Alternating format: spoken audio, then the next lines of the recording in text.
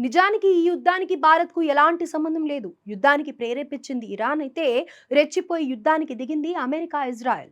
ఈ 3 దేశాల మధ్య ఇప్పుడు అరబ్ దేశాలు నలిగిపోతున్నాయి. మోదీ చెబితే యుద్ధం మొదలు కాలేదు. ఆయన చెబితే యుద్ధం ఆపే పరిస్థితుల్లో ట్రంప్ లేరు. వారు చేసుకున్న తప్పిదాలతో ప్రపంచం ఇప్పుడు అల్లాడిపోతోంది. అందులో భారత్ కూడా ఉంది. అలాంటి సమయంలో మన దేశం ఆచితూచి వ్యవహరించాలి కాబట్టి అదే చేసింది. ఓవైపు అమెరికా, ఇజ్రాయెల్‌తో స్నేహం చెడిపోకూడదు. మరోవైపు ఇరాన్‌తో బంధాలు తెగిపోకూడదు.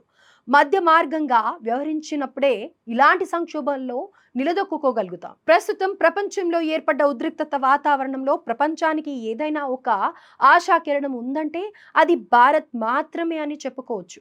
దీన్ని గుర్తించే అమెరికా అధ్యక్షుడు ట్రంప్ మనం ఇప్పటివరకు రష్యా నుంచి దిగుమతి చేసుకుంటున్న చమురుపై విధించిన టారిఫ్లను ఎత్తివేశాడు.